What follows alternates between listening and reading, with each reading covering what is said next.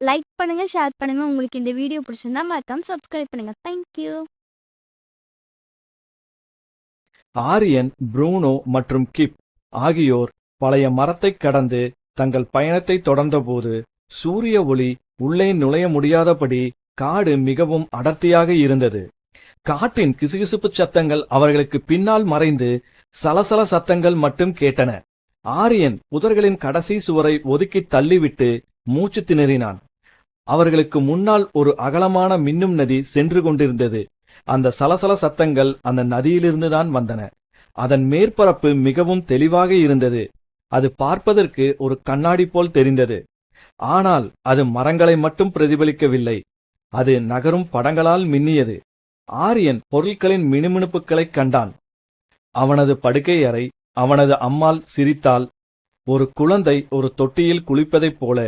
இது உங்கள் நினைவுகளைக் காட்டுகிறது என்று கிப் ஆரியனின் தோளில் குதித்துச் சொன்னான். இது பிரதிபலிப்புகளின் நதி, இது எல்லாவற்றையும் நினைவில் கொள்கிறது என்று கிப் சொன்னான். ப்ரூனோ விளிம்பிற்குச் சென்று தண்ணீரை முகர்ந்து பார்த்தான். ஒரு காட்சி அவன் கண்ணில் பட்டது. இளைய ப்ரூனோ, ஒரு சிறிய பஞ்சு போன்ற அழகிய ப்ரூனோவை முதலில் ஆரியன் தூக்கிச் செல்கிறான். ப்ரூனோ மகிழ்ச்சியுடன் குரைத்து வாளை ஆட்டினான். ஆரியன் அவன் அருகில் மண்டியிட்டு குட்டி ப்ரூனோவை தூக்குகிறான்.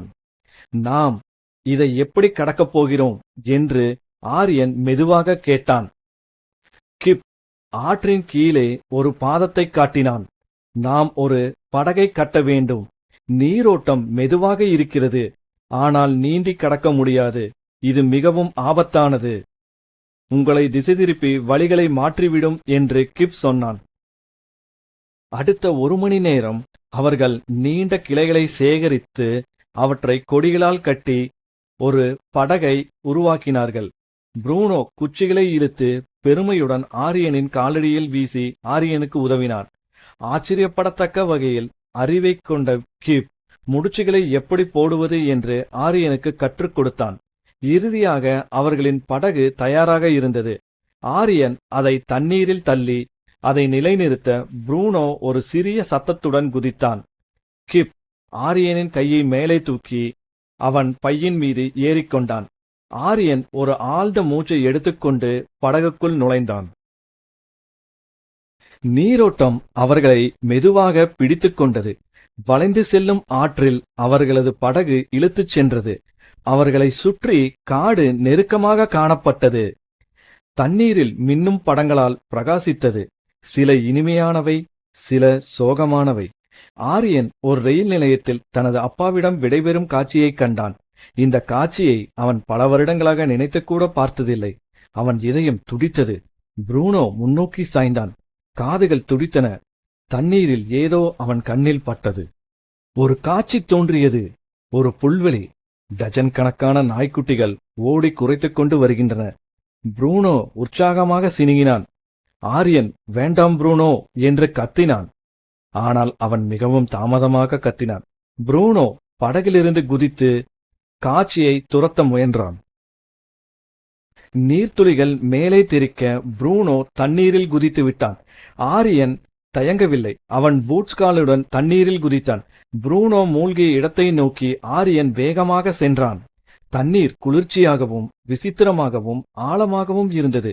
அவனைச் சுற்றி ஒளிரும் படங்கள் சுழன்றன.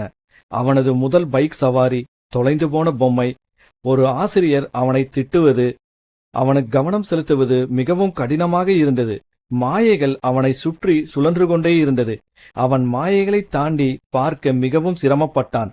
இறுதியாக ஒரு சுறுசுறுப்பான வாளை தண்ணியின் அடியில் கண்டான். நீரின் உள்ளே சென்ற ஆரியன், இது ப்ரூனோவின் வாள் என்று வேகமாக முன்னேறி ப்ரூனோவின் வயிற்றைச் சுற்றி பிடித்துக்கொண்டு நீரின் மேற்பரப்பை இருவரும் அடைந்தனர். இருவரும் இருமிக் கொண்டும் மூச்சு திணறிக்கொண்டும் இருந்தனர். படகில் நின்று கொண்டிருந்த கிப் கையசைத்து வேகமாக முன்னேறுங்கள் என்று கத்தினார். உங்கள் முன்னால் ஒரு பெரிய மரக்கட்டை இருக்கிறது என்று கிப் கத்தினான். ஆரியன் அதைக் கண்டான்.